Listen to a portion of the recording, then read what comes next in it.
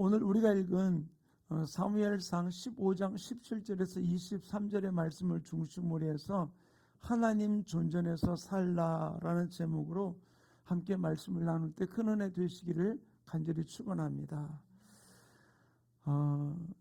이 세상에서 나를 가장 두렵게 하는 게 무엇이 있으세요?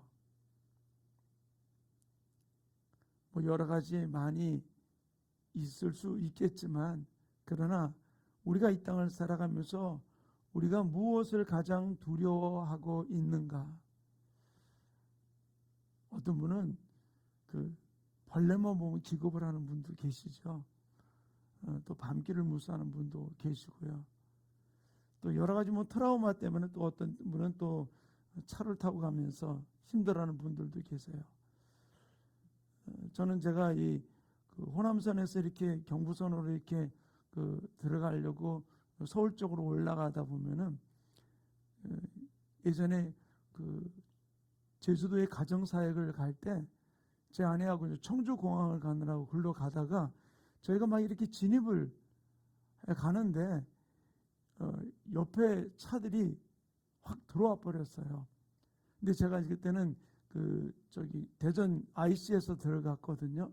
대전 IC에서 그때 대전 IC 쪽에 살 때이기 때문에. 근데 호남선에 들어오던 차가 우리 차는 의식하지 못해 그냥 계속 들어온 거예요. 우리 아내 쪽으로 막 치고 들어오다시피 한 거죠. 우리 선생님 놀래가지고 막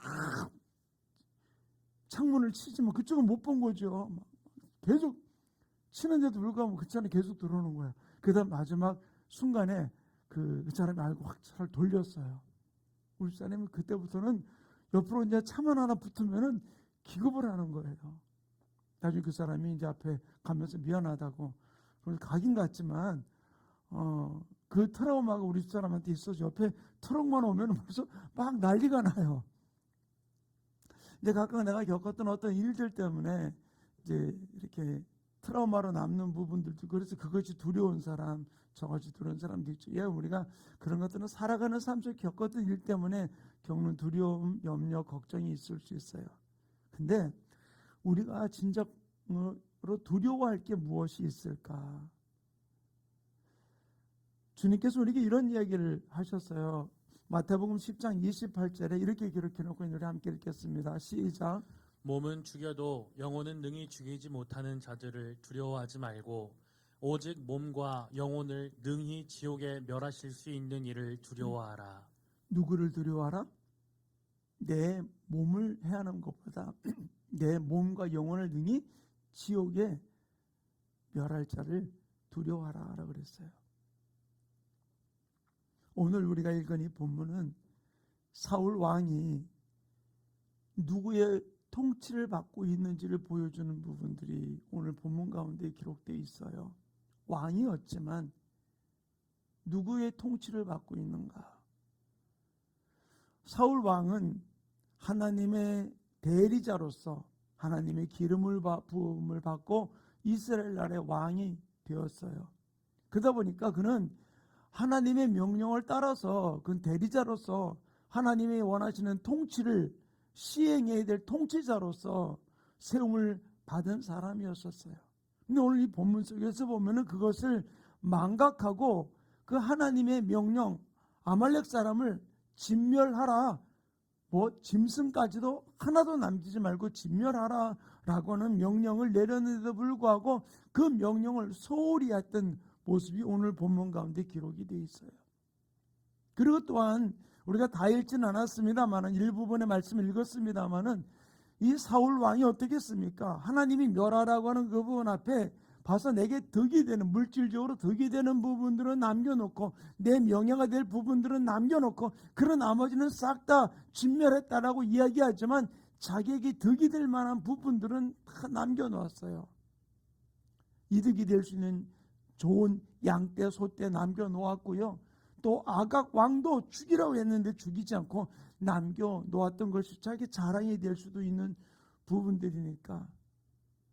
그리고는 그 모습을 이렇게 기록을 해놓고 있습니다. 9절 말씀 우리 같이 읽겠습니다. 시작.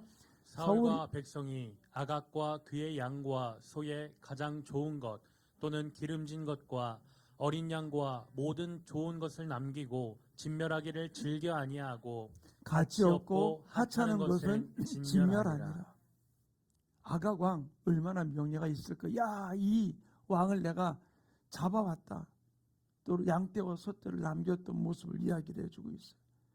자신의 명예를 위해서 아각 왕을 사로잡고, 또 우리가 읽지는 않았습니다만 12절에 보면 갈멜의 승전비를 세워가지고, 승리의 기념비를 세워가지고서 그것으로 자기가 승리했던 부분들을 또 나타내는 그런 모습들도 있었어요. 이 모습 앞에 사무엘 선지자가 이 사울 왕을 책망을 합니다. 그때 이 사무엘이 그를 책망하자 이 사울 왕이 뭐라고 얘기를 하냐면 21절에 이렇게 이야기합니다. 함께 읽겠습니다. 시작. 다만 백성이 그 마땅히 멸할 것 중에서 가장 좋은 것으로 길갈에서 당신의 하나님 여호와께 제사하려고 양과 소를 끌어왔나이다 하는지라. 참, 뭐라고 얘기합니까? 백성이 자기가 핑계대잖아요. 백성이 멸할 것 중에서 가장 좋은 것을 어떻게 하나님께 제사하기 위해서 이거를 끌고 왔다라고 이야기를 해요. 하나님이 무엇을 원하는지를 전혀 알지 못하는 이 사울 왕의 모습을 찾아볼 수 있어요. 그저 좋은 것만 갖다 주면 다 좋은 것으로, 넉넉한 것만 해주면 다 좋은 것으로, 나에게 좋은 거 선물하는 사람 좋겠죠. 그런데 그 마음은 다른 데 가서 어떻게 할까요? 한번 부부지간에 가만히 보세요. 남편이 자기에게 막 명품 가방을 사주고 명품 옷을 사줍니다. 막 그러면서 열심히 자기를 섬겨줍니다. 근데 그 마음은 다른 여자한테 가 있어요. 그럼 어떻겠습니까? 그 좋은 것들이 남편이 나를 사랑하는구나 라고 느낄 수가 있겠어요? 전혀 그건 아니죠.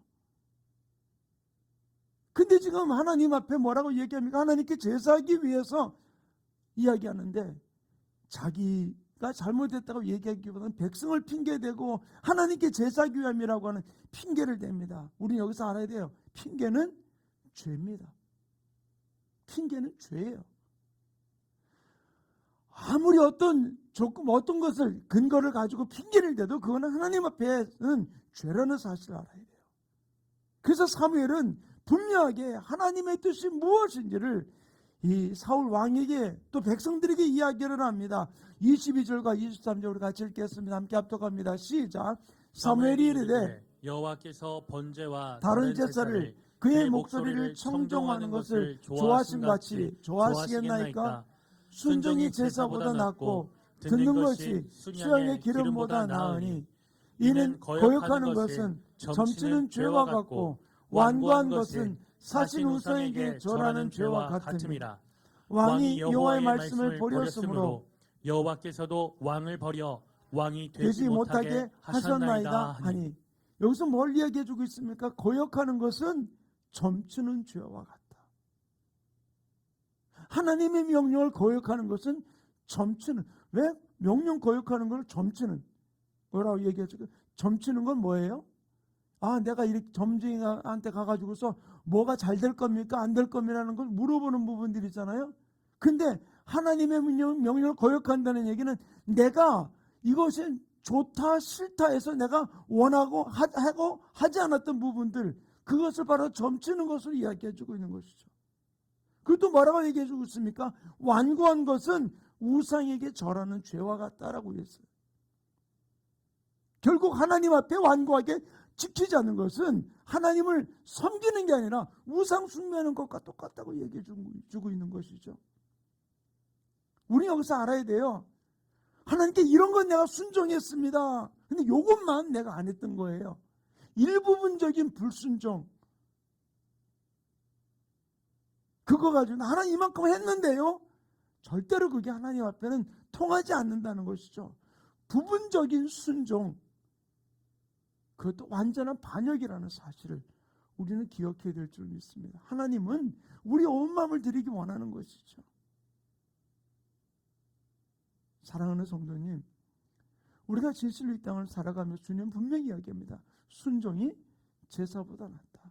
그 많은 기름들, 짐승들을 가지고 드리는 네가 제사 드린다고 그랬지? 나는 그거보다도 순종을 나는 더 좋아한다. 순종이 제사보다 낫다라고 이야기를 해주고 있는 것이죠. 저는 이 말씀이 우리 그리스도인들에게 얼마나 엄중한 교훈인지를 알아야 돼요. 순종이 제사보다 나아요. 근데 내가 하나님 앞에 더 큰 것으로, 아름다운 것으로, 저 놀라운 것으로, 아니요. 하나님은 내가 어떤 걸 하는 것보다도 내 마음을 들여서 하나님 앞에 순종하기 원하는 것이죠. 그 순종 속에서 나오는 어떤 섬김과 어떤 헌신을 주님은 너무너무 기뻐하신다는 사실이에요. 순종이 따르지 아니하는 헌신과 어떤 것들은 결코 하나님이 원하시는 게 아니라는 것이죠. 그래서 하나님께 우리에게 원하시는 것이 바로 무엇인가? 예수님은 이렇게 우리에게 말씀하셨어요. 마태복음 16장 24절 우리 한번 같이 읽겠습니다. 시작. 이에 예수께서 제자들이 이르시되 누구든지 나를 따라오려거든 자기를 부인하고 자기 십자가를 지고 나를 따를 것이니라. 뭐라 했습니까? 자기를 부인하고 자기 십자가를 지고 나를 따르라 그랬어요. 나를 부인하고, 이 말이 하나님 앞에 전적으로 헌신하라는, 바로 내 자아를 버리라는 게 아니에요. 하나님 앞에 헌신하라, 온전히 완전하게 순종하라라고 이야기해 주고 있는 거거든요. 그러면 내가 뭐 로봇인가? 아니요. 주님이 우리에게 그렇게 하시는 말씀은 바로 무엇인가? 다른 것이, 이것이 우리가 가장 큰 축복이고 이것이 가장 큰 우리가 살아가는데 은혜가 되기 때문임을 주님은 이야기해 주고 있다는 사실이죠. 오직 듣고 100% 순종하는 것만이 절대적으로 하나님이 기뻐하는 일이고, 이것이 바로 하나님의 뜻의 중심에 서는 일이라는 것이에요. 우리가 어떤 때 이것이 이해가 안 될 때가 있어요. 근데 저는 오늘 이 말씀을 맞을 때 제가 성경 시편을 좀 같이 읽으려고 그러는데요. 진짜 하나님의 말씀이 이러함을, 하나님이 우리에게 요구하는 것이 바로 이러한 것을 안다면은 우리는 내 순종하는 것이 아깝지 않은 것이죠. 헌신하는 것이 아깝지 않다는 거예요. 사랑하는 충만교회 성도님, 바로 이 순종이라는 건 다른 것 아니에요. 이렇게 내가 순종하는 게, 나는 아무 능력, 아무 나는 의지도 없는 것 같이 그냥 무조건 내가 이해가 되든 이해가 되지 않든 순종하라는 것이 어떨 수 있느냐? 왜 하나님은 이렇게 이상한 걸 순종하라고 이야기해? 이런 것을 왜 우리에게 명령하셨지? 그렇게 이야기할 수 있어요. 근데 그 순종이라는 단어 이면에 바로 뭐가 있냐면은 하나님의 권위에 순종하는 거예요. 내가 판단해서 된다 안 된다가 아니라 순종은 하나님의 권위가 그 뒤이면에 있다는 사실을 안다면은 우리는 그분의 뜻이 분명히 있음을 고백하면서 우리가 온전히 순종하고 그분을 바라보고 나가는 삶이 이루어져야 될 줄 믿습니다. 바로 순종은 피조물 된 우리가 나를 창조하신 하나님께 대한 인간의 최고의 표시가 바로 무엇이냐? 순종이에요. 순종.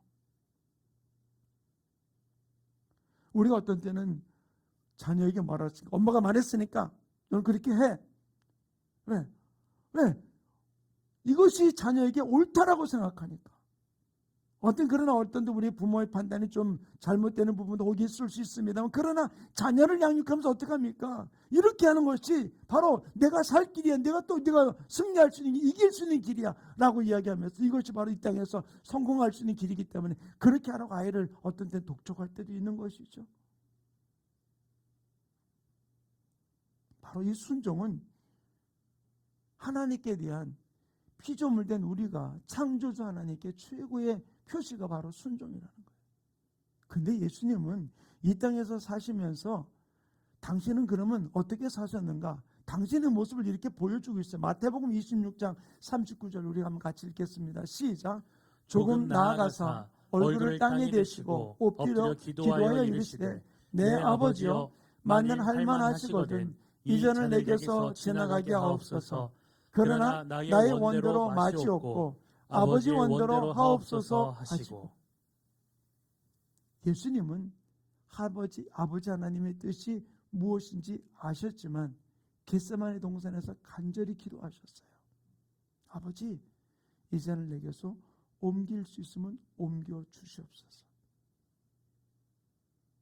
그러나 내 뜻대로 마옵시고 아버지 뜻대로 내가 이루어지기 원합니다. 내가 그 잔을 마시기 원합니다. 라고 이야기하면서 주님이 순종했던 모습을 볼 수 있어요. 사랑하는 성도님, 예수님도 이 땅에 고난을 통해서 순종을 배웠다라고 이야기를 해주고 있어요. 하나님의 아들이었음에도 불구하고 내 뜻대로 마시옵고 아버지 뜻대로 내게 이루어지이다 말씀하시면서 그 고난의 잔을 마시는 일을 주저하지 않았어요. 한번 나의 신앙을 좀 돌아보면서 나의 신앙생활이 하나님의 권위를 인정하는 신앙생활을 살고 있는가, 아니면은 내게 맞으면 하고 맞지 않으면 하고, 그래도 나는 그래도 이만큼은 하고 있어 라고 하는 부분들로 이렇게 좀 뭔가 퍼센트율로 하려고 그러는가. 세상에서 퍼센트율은 어떻습니까? 요즘 이제 대권 대통령 선거를 앞두면서 보면 누가 몇 프로 지지율을 어떻다, 그 몇 프로라고 하는 부분들 앞에 막 사람들이 보면 이렇게 이야기하는 부분들도 볼 수 있잖아요. 매스컴에서도 보면 누가 몇 프로 올랐느니 안 올랐느니 뭐 이렇게 어떻게 이야기를 하면서 막 얘기하잖아요. 몇 프로 오른 거 가지고서 막 좋아가지고서 이렇게 이야기하는 모습들도 볼 수 있잖아요. 자, 근데 보세요 한번.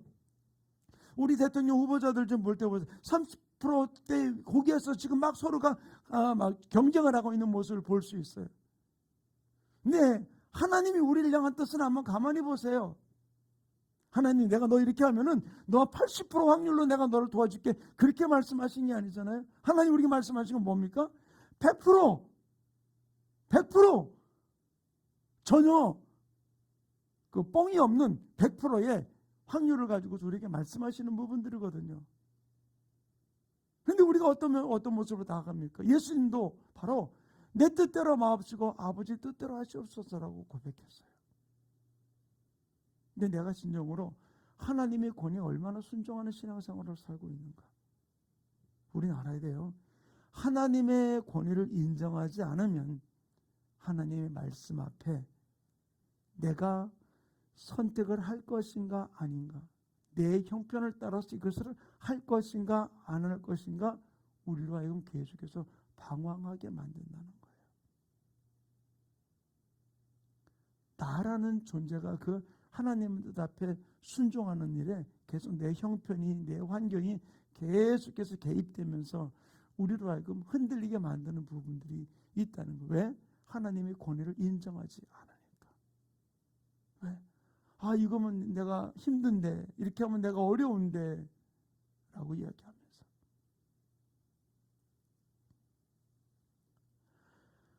하나님의 말씀대로 결정하지 않는 것이 어떤 것인가? 오늘 본문은 이렇게 이야기합니다. 22절 23절에 한번 다시 한번 읽어볼까요? 함께 읽겠습니다. 시작. 사무엘이 이르되 여호와께서 번제와 다른 제사를 그의 목소리를 청종하는 것을 좋아하심 같이 좋아하시겠나이까? 순종이 제사보다 낫고 듣는 것이 순양의 기름보다 나으니 이는 거역하는 것은 점치는 죄와 같고 완고한 것은 사신 우상에게 절하는 죄와 같음이라. 왕이 여호와의 말씀을 버렸으므로 여호와께서도 왕을 버려 왕이 되지 못하게 하셨나이다 하니. 자, 이 이야기를 볼 때 그러면 나는 결정을 다른 틈을 전혀 주지 않은 거 아니야. 내가 어떻게 그러면 전혀 경직된 모습으로 하나님의 명령 앞에 순종만 하고 막 이것을 사신 우상에게 전하는 것 같다, 점치는 것 같다라고 이야기하면서 우리가 어떤 틈도 주지 않는 그 모습이냐라고 이야기할 수 있어요. 아니요. 그런 감이 드는 이유는 바로 무엇이냐면은 뭔가 내 생각이 계속 올라오기 때문에 그런 거예요. 내가 뭔가 주장하고 싶은 것이 있는 거예요. 나도 이렇게 하는 것보다 낫다라고 하는 생각이 올라오다 보니까 계속해서 우리 앞에 하나님을 향해서 저울질하는 모습이 될 수밖에 없는 것이죠. 하나님은 그게 아니다라고 이야기해 주고 있는 거예요. 근데 이렇게 이야기하니까 사울 왕이 사무엘에게 참 기가 막힌 이야기를 합니다. 다시 한번 볼까? 우리 24절 보겠습니다. 함께 읽겠습니다. 시작. 사울이 사무엘에게 이르되 내가 범죄하였나이다. 내가 여호와의 명령과 당신의 말씀을 어긴 것은 내가 백성을 두려워하여 그들의 말을 청종하였음이니라. 청종하였음이니이다. 여기 가만히 보세요. 사울이 뭐라고 얘기합니까? 하나님이 네가 한 것이 이렇게 잘못된 거다라고 이야기하니까 사울이 뭐랍니까? 내가 범죄했습니다. 예, 내가 잘못했습니다. 내가 여호와의 명령과 당신의 말씀을 어긴 것 내가 잘못했습니다. 그런데 뭐라고 합니까? 내가 백성을 두려워하여 그들의 말을 청종했다라고 이야기를 해주고 있어요. 백성의 말을 두려워해요. 제가 아까 뭐라고 했습니까? 핑계는 죄다. 그렇게 한다고 해서 피해갈 수 있는 게 아니에요. 핑계는 죄예요. 근데 여기에서 무조건 내가 잘못했습니다라고 딱 멈추면 되는데, 그러고 하나님 앞에 자복하면 되는데 뭐라고 얘기합니까? 내가 백성을 두려워해서 그들의 말을 청종했다라고 이야기해 주고 있어요.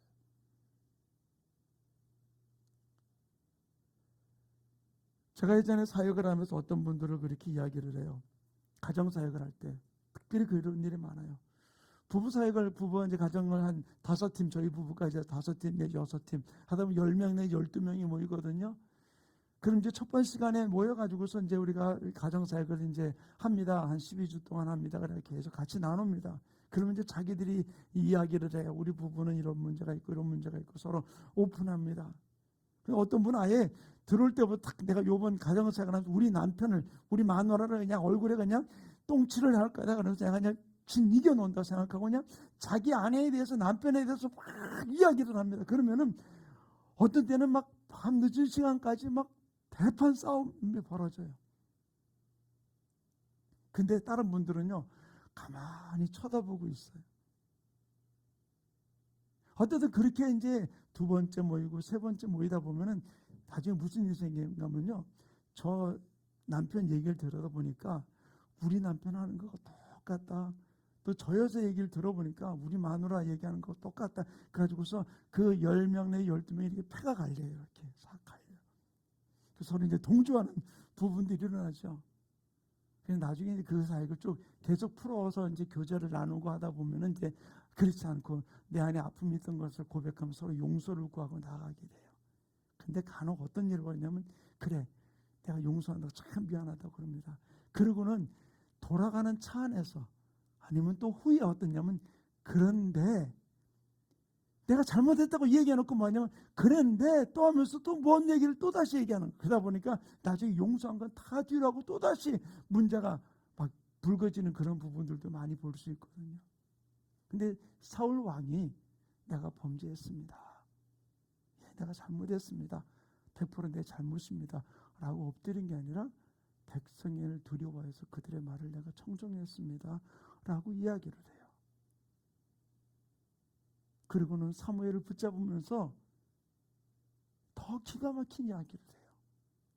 내가 회개는 하나님께 돌아가는 거잖아요. 내 죄를 고백하는 것이 이제 하나님 앞에 깨끗하게 살겠다고 이야기하는 거 아닙니까? 근데 이 사무엘에게 기가 막힌 이야기를 합니다. 내가 잘못했습니다. 그러면 사무엘을 계속해서 붙들면서 사무엘에게 이렇게 간청을 합니다. 30절 말씀 우리 같이 읽겠습니다. 시작.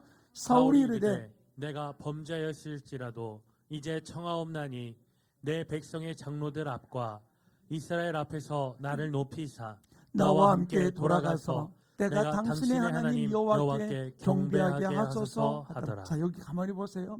사울이 이르되 내가 범죄하였을지라도 이제 청합니다. 뭐를? 내 백성의 장로들 앞과 이스라엘 앞에서 나를 높이사 돌아가서 하나님께 경배하게 하소서. 무슨 얘기예요? 내가 잘못했다고 회개하면서 뭐를 해달라고요? 나를 높여달라고. 누구 앞에? 백성, 장로들과 백성들 앞에서. 사울 왕은 사무엘 선지자 앞에, 하나님 앞에 마지막까지 그에게 기회를 주었음에도 불구하고 마지막 그 기회까지도, 그 회개할 수 있는 기회까지도 마지막으로 이기적인 목적으로 이용하면서 나를 높여달라고, 나를 인정하게 해달라고, 그들 앞에서 나를 부끄럽게 하지 않아달라고 이야기하는 모습을 볼 수 있어요. 사랑하는 성도님, 누가 더 두렵습니까? 장로들이요? 백성들이 두렵습니까? 아니면 하나님이 더 두렵습니까?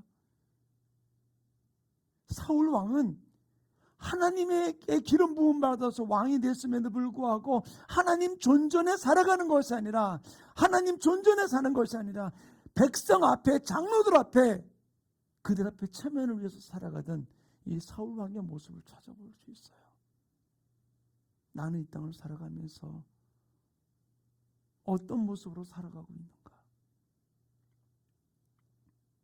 이 사울 왕에게는 아직도 하나님을 경배하는 합당한 자세를 가지지 못하고 나가는 모습을 볼 수 있어요.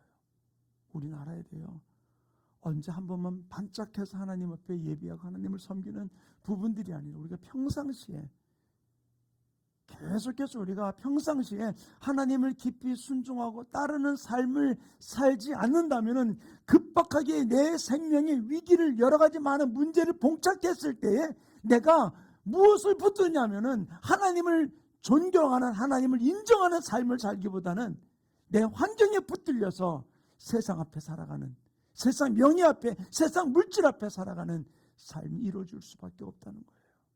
바로 이 사울 왕의 모습이, 평상시에 그의 삶이 어떻게 하면 왕 앞에, 장로들 앞에, 어떻게 하면 백성 앞에 내가 인정받는 삶을 살아갈까라고는 이 부분들을 살아가다가 이런 위기를 겪게 되었을 때 그는 당장 어떻게 됩니까? 하나님 존전에 살아가는 모습이 아니라 백성 앞에서 자기의 체면을 위해서 달려가는 이 사울 왕의, 또 마지막 그 회개에 주어진 그 회개의 기회조차도 자기 체면을 위해서 이용하려고 하는 모습을 볼 수 있어요. 계속해서 언급되듯이 핑계는 죄입니다. 명백한 죄예요. 우리는 주님 앞에 내가 자랑할 거 한 가지도 없어요. 하나님, 내가 잘못했습니다 라고 한다면 그냥 끝난 거예요. 하나님, 이렇게 이것도 있는데 저것도 있는데요. 아니요. 우리가 내놓을 것은 아무것도 없는 것이죠. 하나님으로부터 받은 모든 것은 다 하나님으로부터 온 선물일 뿐이에요. 내가 만들어서 올려드릴 건 아무것도 없다는 것이죠. 하나님은 바울을 통해서 우리에게 이렇게 이야기를 합니다. 고린도후서 1장 19절 우리 같이 읽겠습니다. 시작. 우리 곧 나와 실로아노와 디모데로 말미암아 너희 가운데 전파된 하나님의 아들 예수 그리스도는 이해하고 아니라함이 되지 아니하였으니 그에게는 이해만 되었느니라. 그에게는 이해만 되었다. 아니라함이 없고. 맹종을 원하는 게 아닙니다. 하나님의 권위를 인정하기 때문에, 내가 지금 이해를 못하지만 하나님이 그렇게 명령했다면 뜻이 있다는 사실을 알고 맹종이 아니라 하나님의 권위를 인정하면서 나가는 순종이 우리 가운데 이루어짐을 이야기를 해주고 있는 것이죠. 사울 왕에게 하나님께서 명령하신 이유가 무엇일까요? 자기 이득 취하지 말라고? 아니요. 아말렉을 그렇게 멸하려는 것은 하나님의 뜻이었거든요. 그 족속들이 하나님의 백성들을 출애굽을 할 때 괴롭혔던 그 부분들 때문에 그들을 향한 하나님의 뜻으로 그들을 진멸하기를 원했던 것이거든요. 우리를 향한, 우리의 율법을 주시고 우리를 교훈하고 계명을 주신 이유가 무엇인가? 우리를 향한 하나님의 뜻은 분명해요. 하나님 우리에게 이것을 말씀하십니다. 좀 긴 구절이지만 우리 시편 19편 7절부터 11절을 우리 한번 같이 읽겠습니다. 함께 합독합니다. 시작. 여호와의 율법은 완전하여 영혼을 소성시키시며 여호와의 증거는 확실하여 우둔한 자. 한번 봅시다. 여호와의 율법은, 우리에게 율법을 주신 이유는 우리 완전하여 영혼을 소성시키기 위해서 율법을 주셨고요. 여호와의 증거는 확실하여 어떻게? 우둔한 자를 지혜롭게 하며. 자, 8절도 읽습니다. 시작. 여호와의 교훈은 정직하여 마음을 기쁘게 하고 여호와의 계명은 순결하여 눈을 계속해서 읽습니다. 여호와를 경외하는 도는 정결하여 영혼까지 이르고 여호와의 법도는 진실하여 다 의로우니 금 곧 많은 순금보다 더 사모할 것이며 꿀과 송이꿀보다 더 달도다. 또 주의 종이 이것으로 경고를 받고 이것을 지킴으로 상이 크니이다. 뭐라고 얘기해 주고 있습니까? 여호와의 율법은 완전하여 내 영혼을 소성시키시고 그의 증거는 확실하여 우둔한 자를 지혜롭게 하고 여호와의 교훈은 정직하여 마음을 기쁘게 하고 여호와의 계명은 순결하여 눈을 밝게 하고 여호와를 경외하는 도는 정결하여 영혼까지 이르고 여호와의 법도는 진실하여 다 의로우니 금 곧 많은 순금보다 더 사모할 것이며 꿀과 송이꿀보다 더 달도다. 하나님 말씀 주신 이유는, 하나님이 계명을 주신 이유는, 하나님 우리를 교훈하시는 이유는, 우리로 하나님을 경외하라 말씀하신 이유는 우리 그냥 아무것도 모르고 우리를 그냥 로봇같이 그의 종같이 살아가라고 주신 이유, 그것이 아니라는 거예요. 우리 계속 이 여호와의 율법을 사모 금 곧 정금보다 같이 더 사모해야 될 이유는 바로 이것이 나를 지켜주기 때문이라고 시편 기자는 이야기를 해주고 있어요. 하나님의 법에 순종하는, 또 하나님의 존재는 사는 것이 불행일까요? 어떻게 그렇게 예수 믿고 어떻게 그렇게 교회에서 하냐고, 어떻게 그렇게 신앙생활을 하냐고. 그럼 그 사람은 불행한 사람일까요? 절대로 아니에요. 오늘 우리 며느라이가 저한테 문자를 보냈더라고요. 아버님, 성경을 읽다가 이 부분들이 이해가 안 돼서 제가 아버님께 묻는다 그러길래, 자, 우리 며느라이 그 말씀을 가지고 이야기를 나누면서 그런 얘기했어요.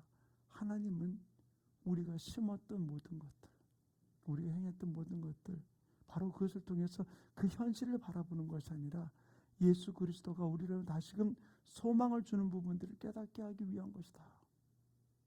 지금 어떤 우리는 눈물로 씨를 뿌리는 것 같지만 결코 그게 아니다 라고 이야기하면서 쭉 몇 가지 이야기를 했어요.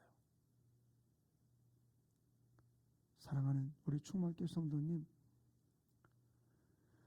지금 당장 내 순종이 열매가 없는 것 같고 내 헌신이 내게 어떤 이득으로 오지 않는 것 같고 손해보는 것 같고 더 위축되는 것 같아 보이더라도 이 시편 기자의 이야기와 같이 그 말씀이, 그 명령이, 그 법이, 그 교훈이, 그 계명이 우리를 더 놀라운 축복 가운데 이끌어간다는 사실을 기억하면서 우리가 날마다 주님 존전에 우리가 한 걸음 한 걸음 내 평상시의 삶이 주님 존전에 한 걸음 한 걸음 살아갈 때, 내가 위기를 만날 때, 문제를 만났을 그때에도 내 환경에 따라가지 아니하고 하나님 존전에 결정하면서 주님의 뜻에 순종해 나가는 아름다운 역사가 일어나게 될 줄로 믿습니다. 저는 우리 충만교회가 2022년을 이제 출발하고 이제 첫 달을 맞이하고 있는데, 가만히 오늘도 달력을 보니까 한 달도 지금 보니까 이제는 후반으로 넘어가고 있더라고요. 근데 우리가 이 시간들을 우리가 매일매일 매 순간 하나님의 말씀 안에 붙들려, 저는 우리 성도들이 말씀을 읽고 계속 저한테 이렇게 반응해 주는 모습 볼 때 얼마나 감사한지 모르겠어요. 우리가 이 안에 하나님 존전에 살기로 결정하고 주님만 바라보면서 어떤 상황 속에서라도 흔들리지 아니하고 하나님의 교훈을, 하나님의 말씀을, 하나님의 뜻을 우리가 순종하는 일에 한 걸음 한 걸음 달려감을 통해서 우리가 핑계대는 신앙생활이 아니라 하나님 앞에 예만 된다고 말씀했으니까 하나님 순종하며 달려갈 수 있도록 나의 삶을 붙들어 주시옵소서, 내 마음을 지켜 주시옵소서, 내 생각을 지켜 주셔서 타협하지 아니하고 핑계하지 아니하고 오직 주님만 바라며 달려가는 믿음의 사람 되게 해달라고, 성령이 붙들린 하나님의 사람 되게 해달라고 이 시간 말씀을 기억하시고서 우리 주여 삼창 어떻게 동성으로 기도하시다 돌아가시겠습니다.